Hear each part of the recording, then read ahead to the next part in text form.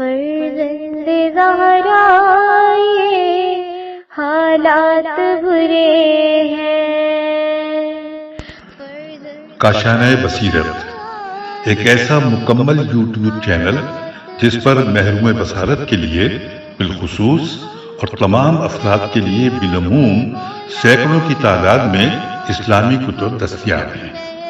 لہذا گزارش ہے کہ آپ اپنی ذمہ داری نبھاتے ہوئے کاشانۂ بصیرت کو سبسکرائب کرنے کے ساتھ ساتھ بیل آئیکن کو پریس کیجیے تاکہ آپ علم کے حصول کے ساتھ ساتھ مذہب اہل بیت کی اشاعت میں بھی اہم کردار ادا کرتے رہیں. کاشانۂ بصیرت. فرزند زہرا یہ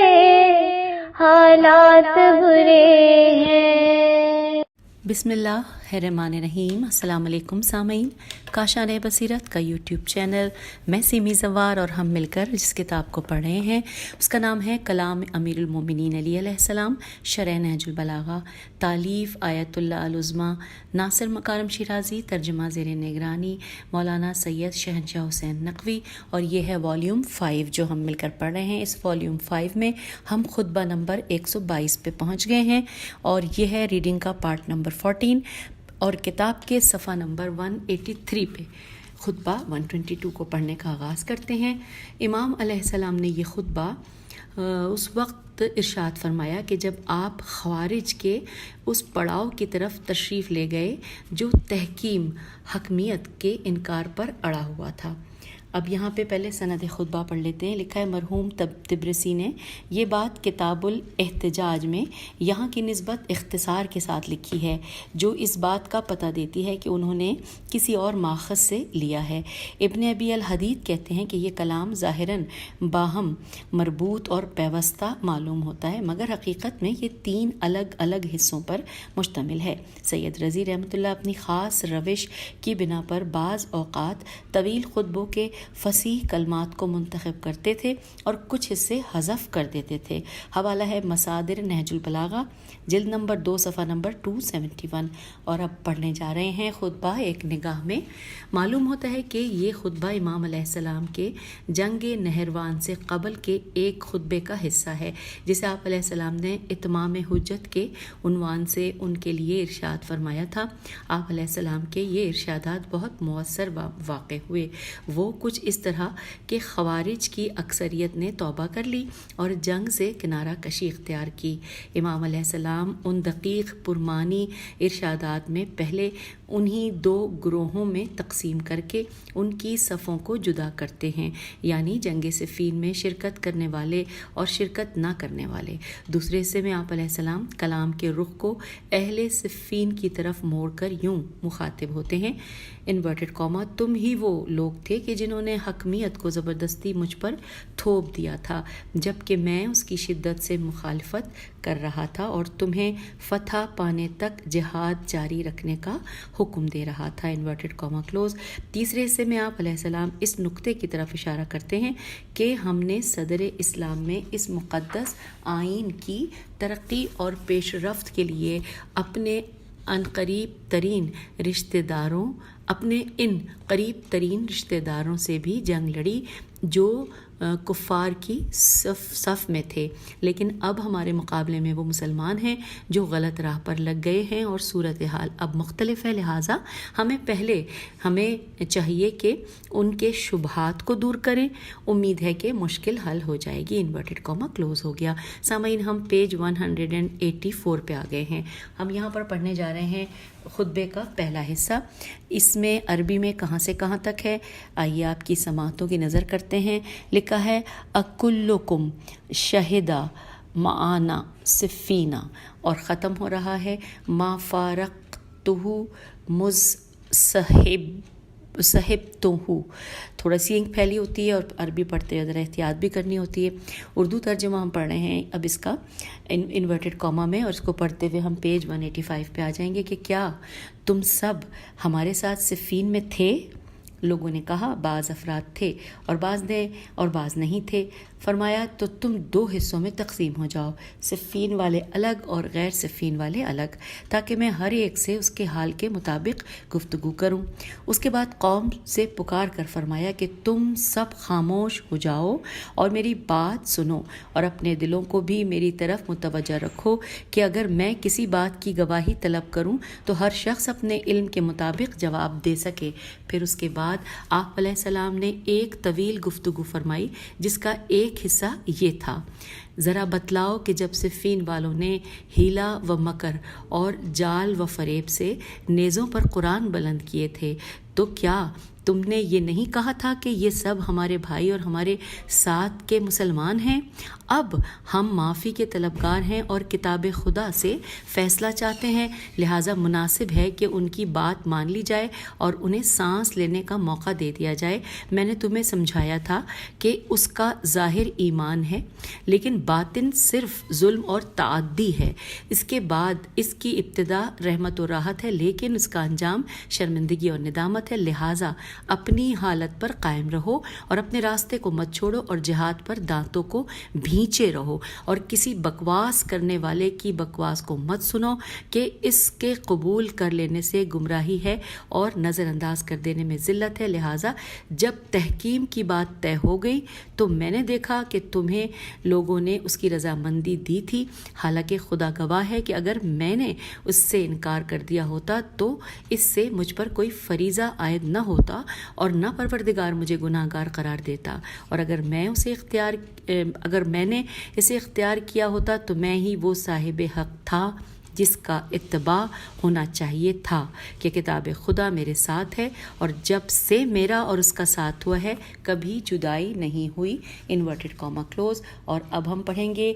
اس پہلے حصے کی شرح و تفسیر، اور اس میں ہیڈنگ ہے کہ تم دشمن کے جال میں کیسے پھنس گئے، یہ ہیڈنگ ہے۔ تفصیلات یہ ہیں کہ جیسا کہ اوپر کی سطور سے معلوم ہوتا ہے کہ اس خطبے کے مخاطب نہروان کے خوارج ہیں۔ امام علیہ السلام نے اس فریب خوردہ گروہ کی ہدایت پر رہنمائی اور ان پر حجت تمام کرنے کے لیے یہ کلام ارشاد فرمایا۔ انہیں ذہنی طور پر تیار کرنے کے لیے پہلے یوں گویا ہوئے کہ کیا تم سب ہمارے ساتھ صفین میں تھے؟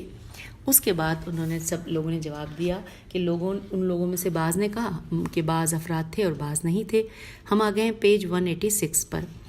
پھر لکھا ہے کہ حالانکہ جنگ صفین اور جنگ نہروان کے درمیان زیادہ فاصلہ نہ تھا، نہ معلوم پھر بھی یہ دوسرا گروہ جو صفین میں نہ تھا کیسے اس فتنہ گروہ سے ملحق ہوا۔ شاید پہلے والے گروہ کی وسوسہ انگیزیوں نے کوفے والوں اور ان کے بچوں اور رشتہ داروں کے ذہنوں میں یہ خیال پیدا کیا ہو کہ ان کے ساتھ ہم آواز ہو جائیں اور میدان جنگ میں ان فتنہ گروں کے مددگاروں میں قرار پائیں۔ بہرحال امام علیہ السلام نے ان جملوں کے بعد فرمایا کہ تم 2 حصوں میں تقسیم ہو جاؤ، صفین والے الگ اور غیر صفین والے الگ، تاکہ میں ہر ایک سے اس کے حال کے مطابق گفتگو کروں۔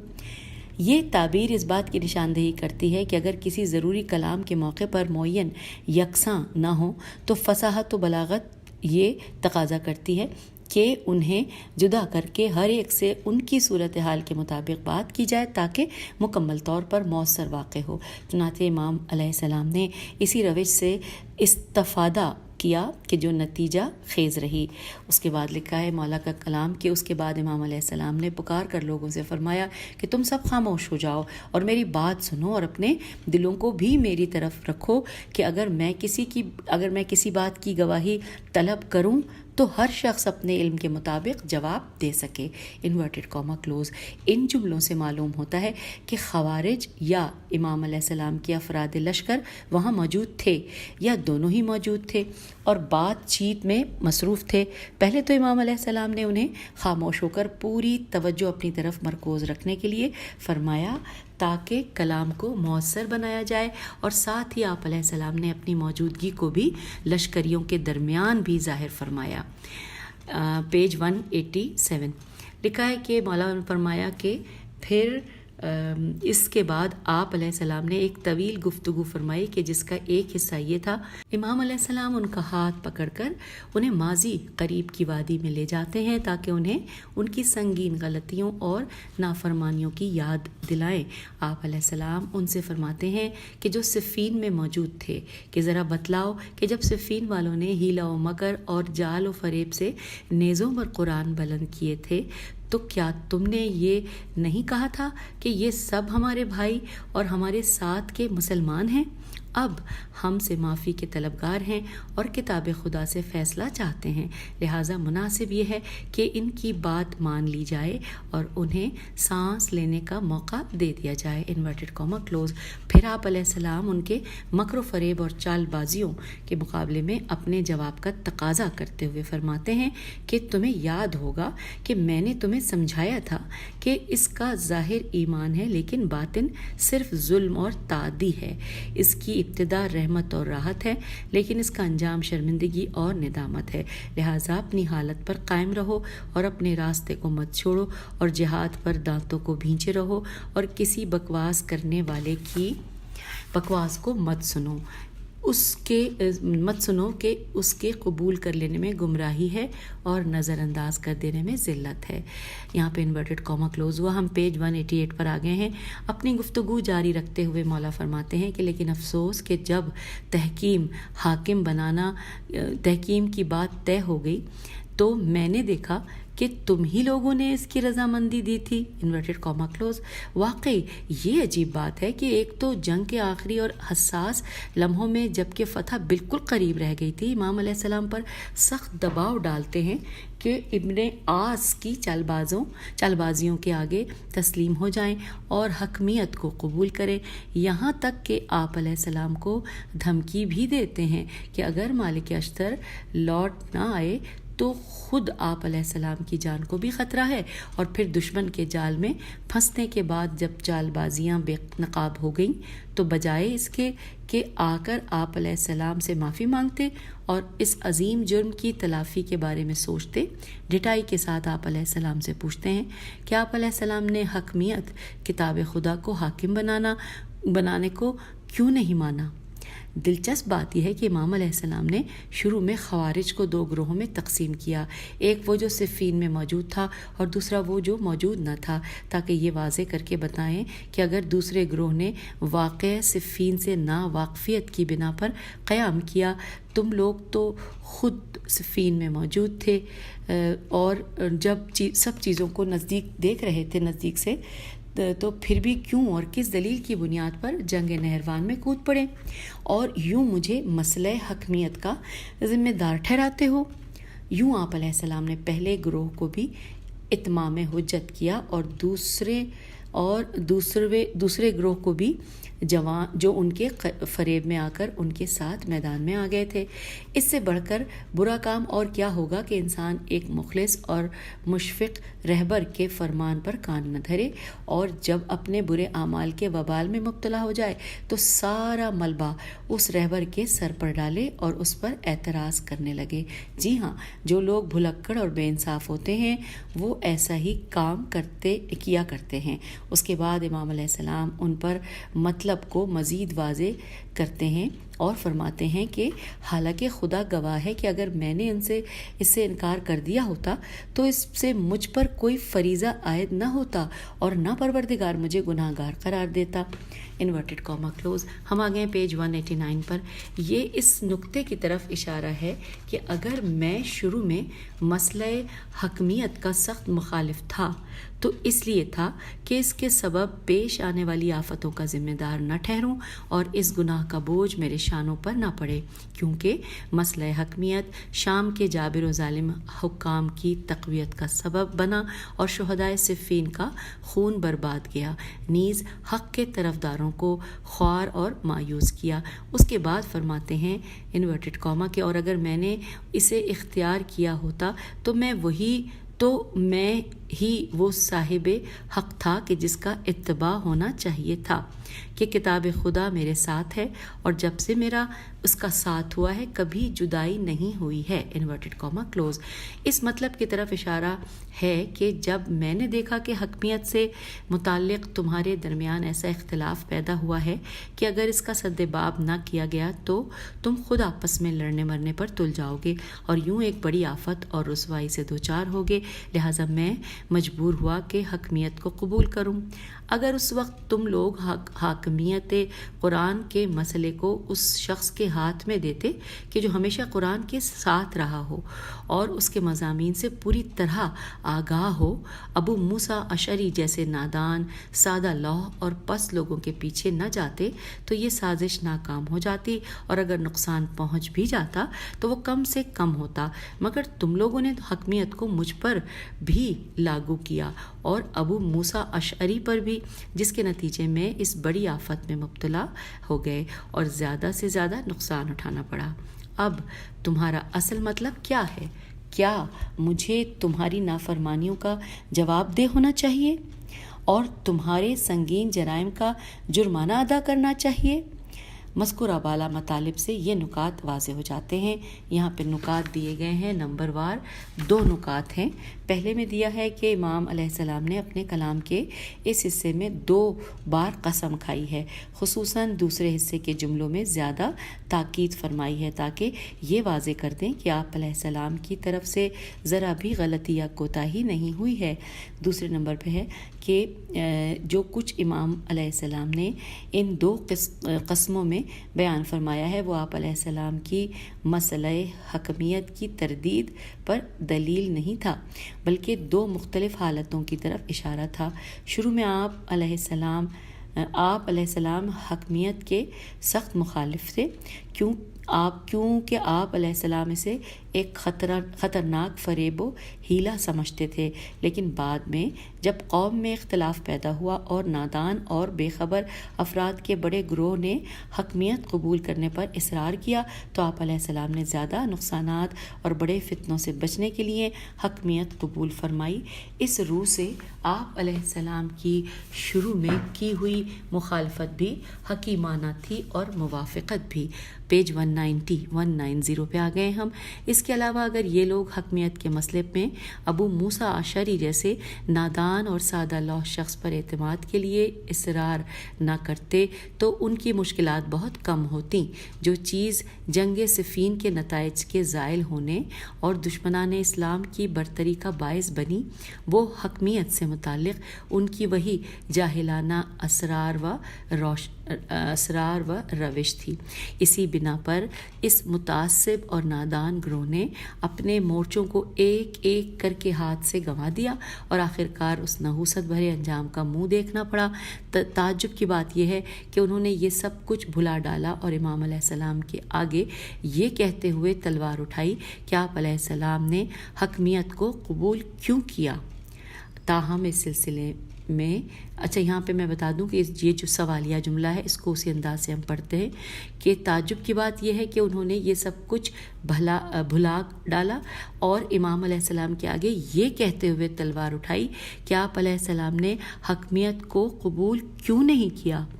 تاہم اس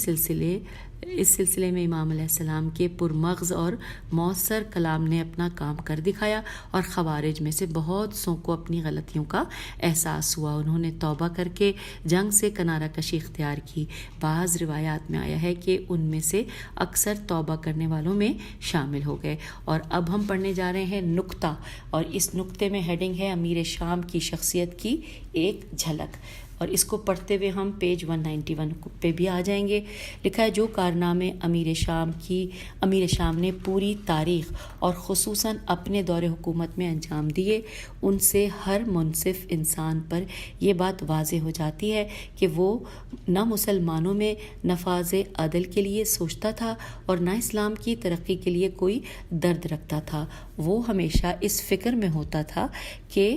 کس طرح اپنی لرزتی حکومت کو مضبوط بنائے۔ اسی لیے وہ ان تمام روشوں کو اپناتا تھا جو دنیا کے جابر حکمرانوں میں رائج ہوتی تھی۔ شام میں خلیفہ ثالث کی قمیص قاف میم یہ سواد بلند کرنے اور اس پر مگر مچھ کے آنسو بہانے کی داستان نیز لوگوں کو امیر المومنین علی علیہ السلام کے خلاف بغاوت پر ورغلانے اور مسلمانوں کا خون بہانے کے واقعات اس حقیقت کی زندہ مثالیں ہیں۔ مختلف قبائل کے سربراہوں یہاں تک کہ حضرت علی علیہ السلام کے لشکر کے بعض سرداروں کو بھی بڑے پیمانے پر رشوت دینا، نیز ان کے اور لوگوں کے درمیان تفرقہ ڈالنا، اسی طرح نواحی علاقوں میں بدامنی پیدا کرنے کے لیے لوٹ مار کرنے والے گروہوں کو بھیجنا اور ان جیسے دیگر کام کے کرتوتوں کے دیگر نمونے ہیں۔ اور قرآن کو نیزوں پر بلند کرنا بھی انہی کارستانیوں کے زمرے میں شمار ہوتا ہے، ورنہ حکمیت قرآن کو مانتا تھا اور نہ اس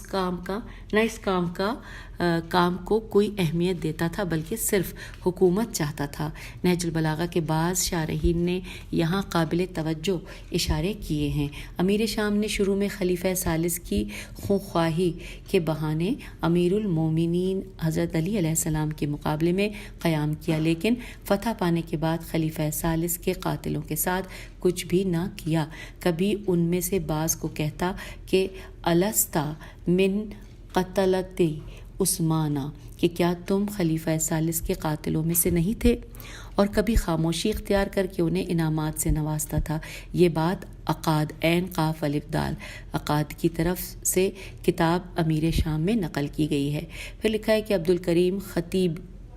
کتاب علی بن ابی طالب علیہ السلام سے نقل کرتے ہوئے لکھتے ہیں کہ خلیفہ ثالث کی بیٹی عائشہ نے امیر شام سے اپنے باپ کے قاتلوں سے قصاص لینے کی درخواست کی، تو امیر شام نے اس کے جواب میں کہا کہ آپ کا امیر المومنین علیہ السلام کی چچیری بہن ہونا اس سے بہتر ہے کہ عام عورتوں میں شمار ہوں، انورٹڈ کاما کلوز، یعنی اب خلیفہ ثالث کی خواہی کا وقت گزر گیا ہے، میرا اصل مقصد حکومت تک رسائی تھی، سو وہ ہو گئی، اب خون خواہی پر اصرار کرنے سے ممکن ہے کہ میری حکومت ڈگمگا جائے، مطمئن ہو جاؤ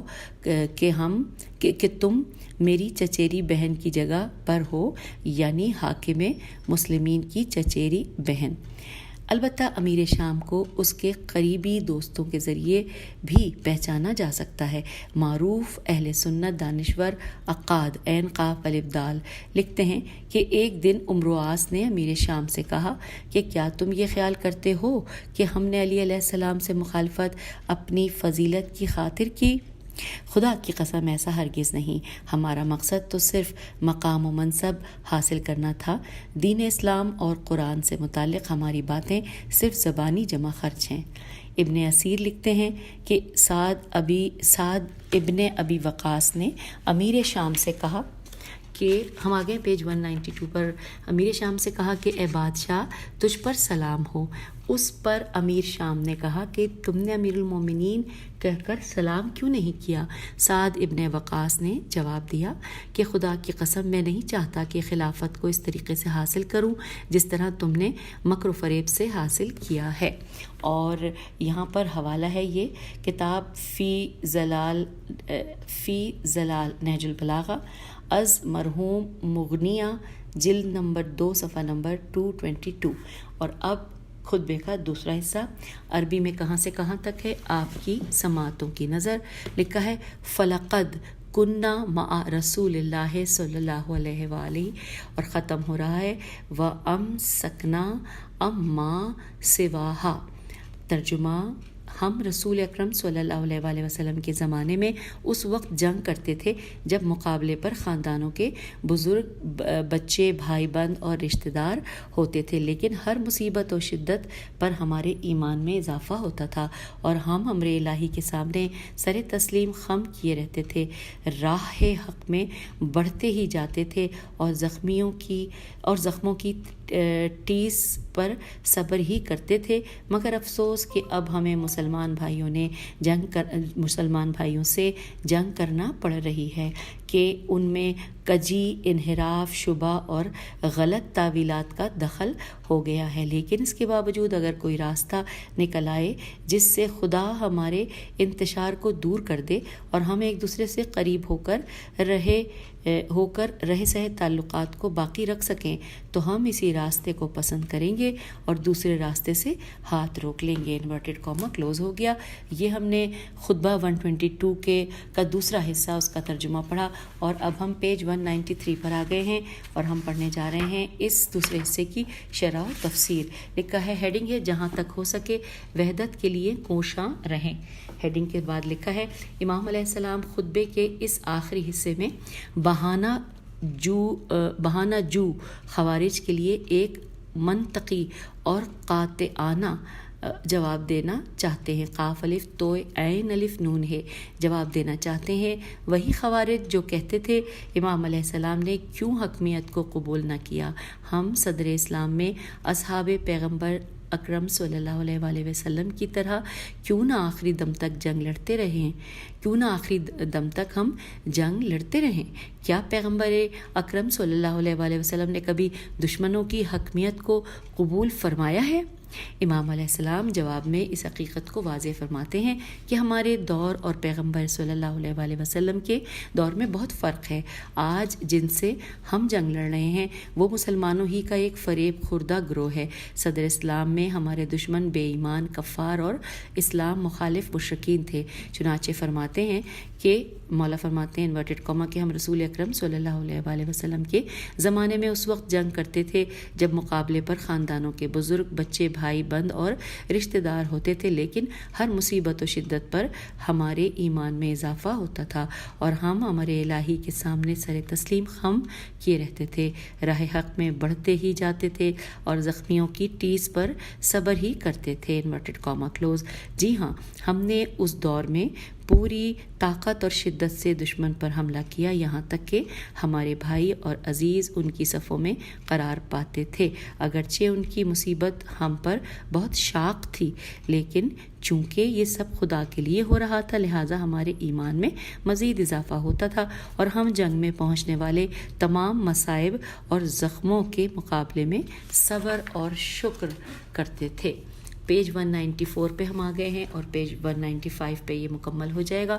اب یہاں پہ لکھا ہے کہ مولا کے کلام کا مزید حصہ ہے کہ مگر افسوس کہ اب ہمیں مسلمان بھائیوں سے جنگ کرنا پڑ رہی ہے کہ ان میں کجی، انحراف، شبہ اور غلط تعویلات کا دخل ہو گیا ہے، لیکن اس کے باوجود اگر کوئی راستہ نکل آئے جس سے خدا ہمارے انتشار کو دور کر دے اور ہم ایک دوسرے سے قریب ہو کر رہے سہے تعلقات کو باقی رکھ سکیں تو ہم اسی راستے کو پسند کریں گے اور دوسرے راستے سے ہاتھ روک لیں گے۔ Inverted comma close. امام علیہ السلام اس عبارت کے ذریعے یہ سمجھا رہے ہیں کہ آپ علیہ السلام کے زمانے پر پیغمبر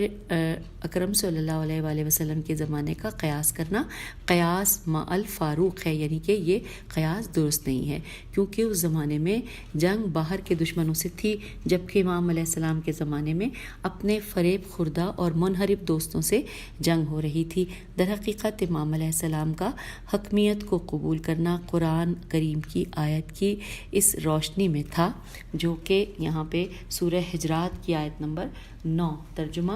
اور اگر مومنین کے دو گروہ آپس میں جھگڑا کریں تو تم سب ان کے درمیان صلح کراؤ، اس کے بعد ایک دوسرے پر ظلم کرے تو سب مل کر اس سے جنگ کرو، جو زیادتی کرنے والا گروہ ہے یہاں تک کہ وہ بھی حکم خدا کی طرف واپس آ جائے، پھر اگر پلٹ آئے تو عدل کے ساتھ اصلاح کر دو اور انصاف سے کام لو، خدا انصاف کرنے والوں کو دوست رکھتا ہے۔ انورٹڈ کاما کلوز ہو گیا۔ سورہ حجرات کی آیت نمبر 9 کا ہم نے یہ ترجمہ پڑھا۔ یہ بات درست ہے کہ اصل حکمیت کی پیشکش دھوکہ اور فریب پر مبنی تھی اور سپاہ شام کے سرداران قرآن پر عقیدہ نہیں رکھتے تھے، اسی لیے امام علیہ السلام نے شروع میں شدت کے ساتھ اس پیشکش کی مخالفت فرمائی، لیکن اپنے ہی فریب خوردہ افراد کے دباؤ کے نتیجے میں اسے قبول کرنے